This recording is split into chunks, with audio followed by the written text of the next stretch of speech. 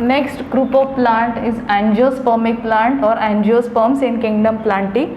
Now these are the most, angiospermic plant are most developed, or we can say higher plants. These are the most developed higher plants. About their habitat, these are the land plants. Land plants means terrestrial plant, a group of plant which are very well developed on this land plant. Now about ये जो plants होते हैं generally land पे पाए जाने वाले सबसे ज़्यादा पॉपुलेशन जो है वो दिस एंजियोस्पर्मिक प्लांट्स की है. Okay, so they can be found in different kind of habitat. They can be aquatic, terrestrial, marshy area, but most commonly they are the land plant and mostly highly developed plant. Why highly developed plant? Because the complexity of the plants, there are specialized organs, specialized part developed in this group of plants, that is angiospermic plant. Now let us first discuss about the term angiosperms. Angiosperms, like we have studied in gymnosperms. Here sperms means what? Seed, right? Angio means these seeds are covered, they are covered inside. Generally ये जो seeds होते हैं, they are enclosed inside the fruit. Okay, now you know seed develops from the ovule, and here the ovule are enclosed inside the ovary. So this is how ovule develop inside the ovary. Ovule get mature, develop into seed, and same when ovary ripens or mature, ovary going to form fruit. Ovary में जो 3 layers होते हैं वो 3 layer fruit के 3 layers बनाएंगे. मतलब ovary के जो इंटीग्यूमेंट्स होते हैं, like outer integument, middle integument, inner, they are going to form the fruit layer, the wall of the fruit, epicarp, mesocarp and endocarp. So ovary ripens and develop into fruit. Inside the ovary there are so many ovules, like we are going to see this axial placentation here, like in your hibiscus esculentus. Okay, 5 chamber, this chamber develop ovules, so many ovules in axial placentation. And this is the ovary, this is the transverse section of ovary, this is the ovary, and inside this ovary there is development of ovule. Okay, if you will take the transverse section it will appear like this. So ovary, there are so many ovules, ovary develop into fruit, the same time ovule develop into seed. So here ovules are enclosed in ovary, so seeds are enclosed inside the fruit. This is the important feature about the angiospermic plant. Angiospermic plant, again highly developed plant.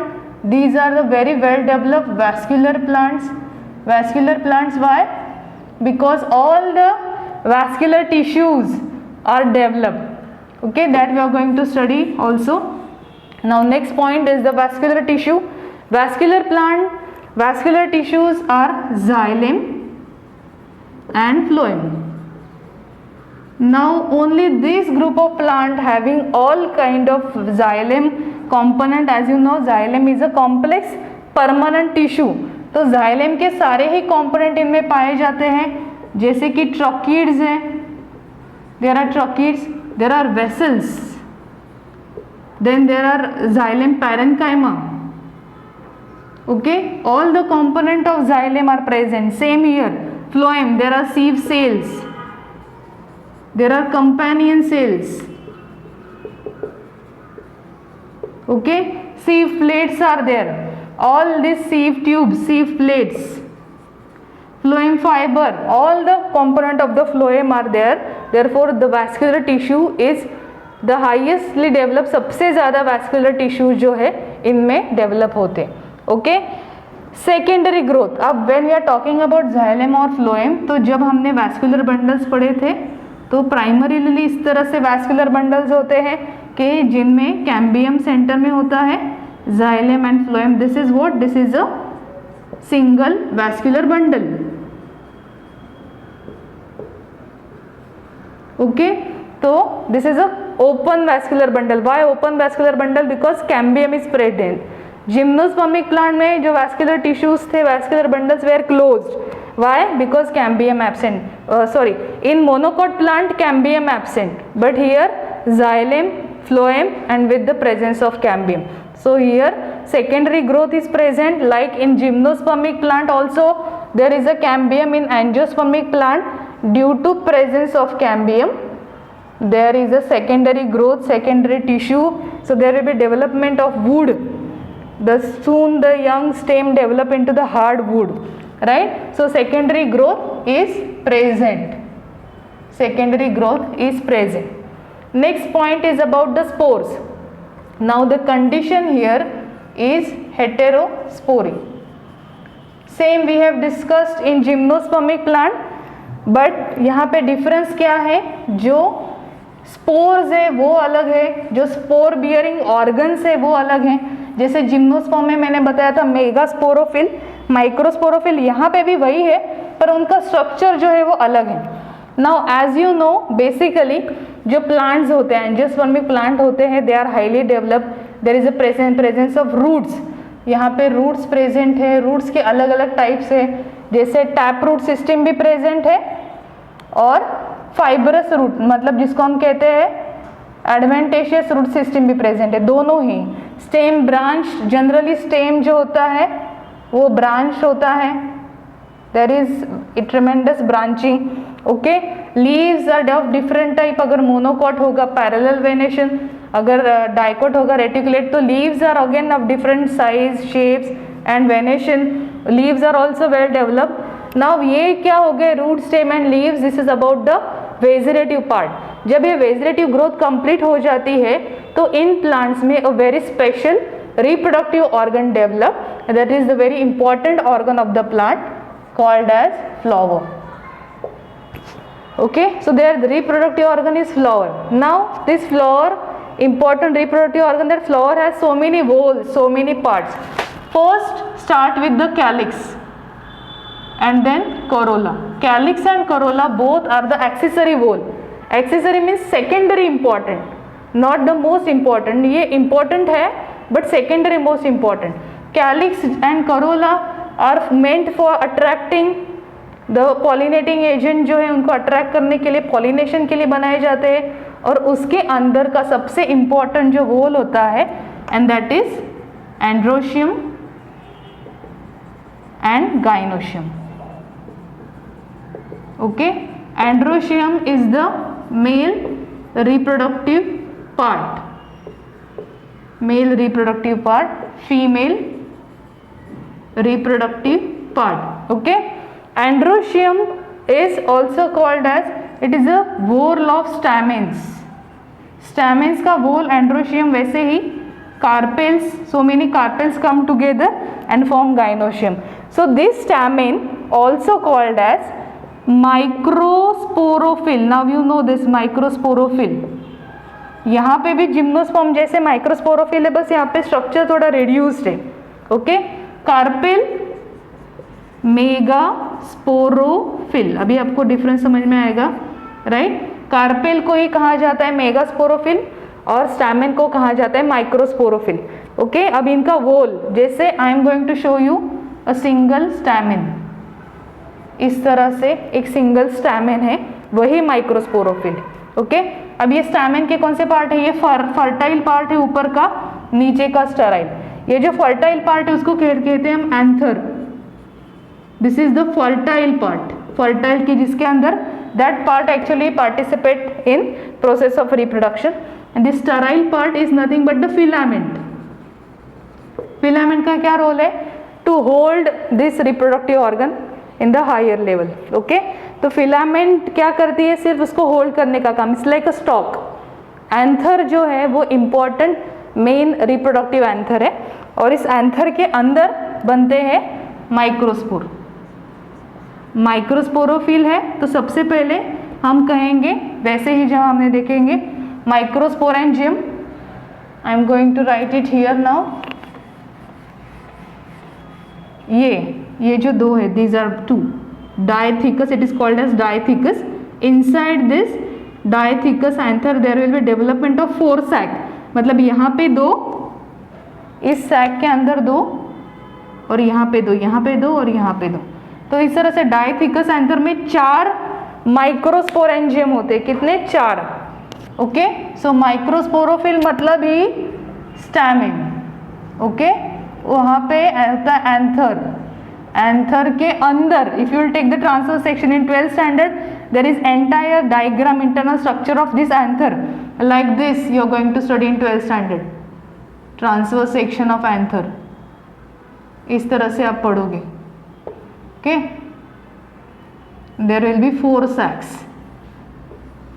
This is the transfer section TS of this anther. यहाँ पे ऐसे section लोगे, ऐसे दिखा देगा, और ये 4 सैक्स है। ओके, अब ये एंथर के अंदर क्या होते हैं? Microsporangium, microsporangium. This microsporangium initially have microspore mother cell, microspore mother cells. Okay, जिसको ही कहते हैं spore mother cells. We will write it as spore mother cell. अब ये माइक्रोस्पोर मदर सेल जो है वो कैसे होते हैं? डिप्लॉइड। अब इनके अंदर मियोटिक डिवीजन होगी, मियोसिस, और मियोसिस रिडक्शनल सेल डिवीजन है, तो मियोसिस से बनेंगे haploid microspore. These are haploid microspore also called as pollen grains. Okay, तो अब यहाँ पे इसके अंदर क्या बने? मियोसिस के बाद फाइन माइक्रोस्पोर। सुन, यहाँ पे एक थिन लेयर होता है एन्युलस, जहाँ से ये वॉल रप्चर होती है, मिडिल से सारा रीजन डिसॉल्व होता है, ये microsporangium wall ruptures and the spores come out of this sac and get dispersed by any kind of medium. Okay, जैसे अलग अलग मीडियम है, it can be wind pollination. Wind pollination मतलब हवा से जो होता है, इसको कहते हैं एनेमोफिली, एनेमोफिलिस। या फिर अगर एक्वेटिक प्लांट है तो कहेंगे हाइड्रोफिलिस। अगर इंसेक्ट से हो रहे हैं तो कहेंगे एंटेमोफिलिस, एंटेमोफिलिस।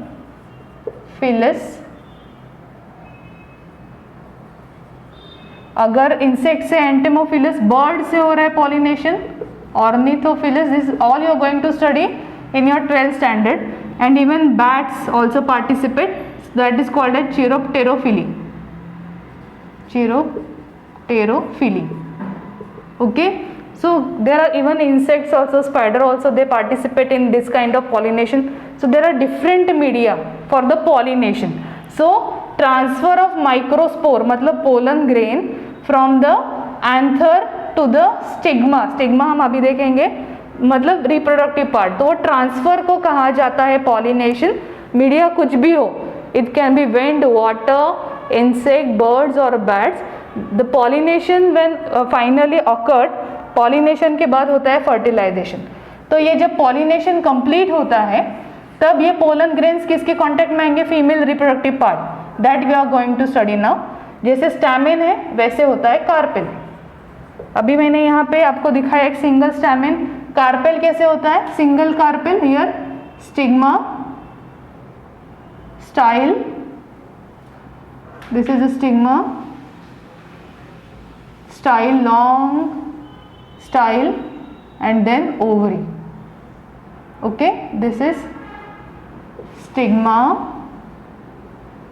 style and ovary, and inside ovary there are ovules. यहाँ पे अंदर क्या होते हैं? ovules,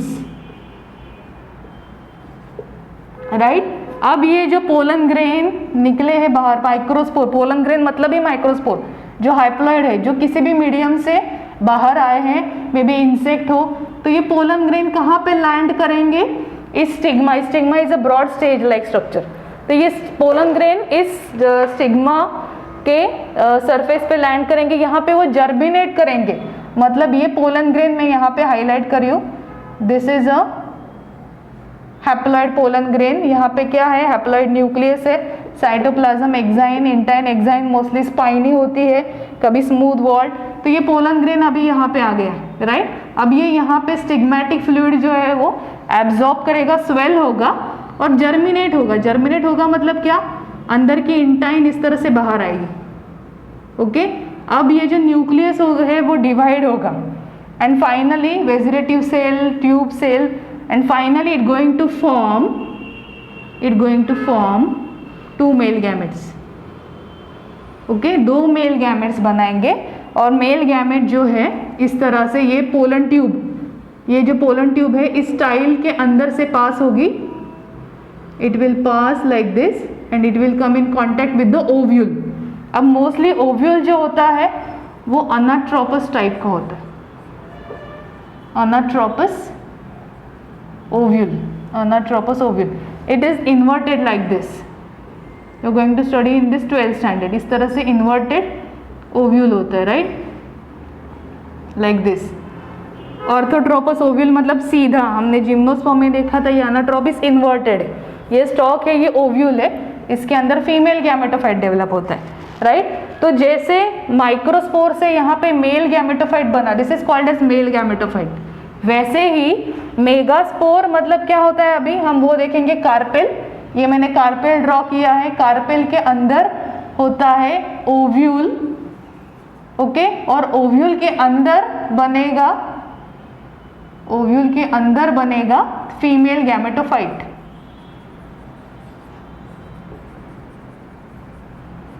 female gametophyte, and female gametophyte is generally 7 celled 8 nucleated. उसके अंदर होता है एग, एग एपरेटस में होता है एग, ओके। तो यहाँ पे माइक्रोस्पोर ने क्या फॉर्म किया है, microspore forms the male gametophyte. वो कहाँ पे जर्मिनेट हुआ माइक्रोस्पोर, ऑन द स्टिग्मा, है ना। माइक्रोस्पोर ने जर्मिनेट होके क्या बनाया, मेल गैमेटोफाइट। मेल गैमेटोफाइट के अंदर होते हैं 2 haploid male gametes. So 2 male gametes which are haploid, all 2 are haploid. और यहाँ पे एग है ना, egg is also haploid. Female gametophyte जो है वो 7 सेल्ड 8 न्यूक्लिएटेड, एग हैप्लॉइड है। Now there will be fusion, okay. तो ये जो पोलन ट्यूब है यहाँ पे अंदर, ये 2 मेल गैमेट लेके आए, तो यहाँ पे एग के साथ फ्यूजन होता है। अब ये जो फ्यूजन है, this fusion of male and female gametophyte is called as double fertilisation. Double fertilisation मतलब 2 बार फर्टिलाइजेशन होता है। क्यों? क्योंकि यहाँ पे 2 गैमेट्स हैं। जिम्नोस्पर्म में सिंगल गैमेट था तो सिंगल फर्टिलाइजेशन था। यहाँ पे सिर्फ एंजियोस्पर्म का ये बहुत ही इंपॉर्टेंट यूनिक फीचर है, that is double fertilisation. 1 male gamete, this is the male gamete, 1 male gamete fuses with the egg, this is male gamete, this is egg going to form zygote and zygote into embryo, okay। second male gamete, ये first male gamete है, second male gamete going to fuse with the secondary nucleus। ये centre में secondary nucleus होता है, this secondary nucleus के बाद fusion होने के बाद ये सेकेंडरी न्यूक्लियस डिप्लॉयड है और second male gamete haploid. It going to form a triploid endosperm, इस तरह से। So it becomes 3n, okay. Male gamete haploid, egg haploid, zygote haploid plus haploid diploid. यहाँ पे सेकेंड मेल गैमेट भी haploid और ये सेकेंडरी न्यूक्लियस डिप्लॉयड है। So diploid plus haploid become triploid endosperm. अब ये जो जाइगोट है वो मेन है, ओके, और सराउंडिंग में डेवलप होता है एंडोस्पर्म। इस एंडोस्पर्म का रोल क्या होता है, it continuously provide nutrition to the developing zygote. ये एंडोस्पर्म के अंदर न्यूट्रिशनल मटेरियल है, उसमें मिनरल्स है, और वो न्यूट्रिशन जो है वो जाइगोट को नरिश करने के लिए, ओके। तो जाइगोट एंडोस्पर्म में जो भी न्यूट्रिएंट है एब्जॉर्ब करके it will develop into embryo and seed going to germinate and develop new plant, okay. So this is about a very unique feature, alternation of generation. Obviously sporophytic plant जो है वो dominant है, diplontic alternation of generation है। क्यों? क्योंकि sporophytic plant dominant है, diploid है, right. Examples अलग अलग है, जैसे आपके टेक्स्ट बुक के एग्जाम्पल देखते हैं, हेलियांथस एनस, ओके, जिसको हम सनफ्लावर कहते हैं, या फिर क्लासिफिकेशन में जो आपको है हिबिस्कस रोजा साइनेसिस,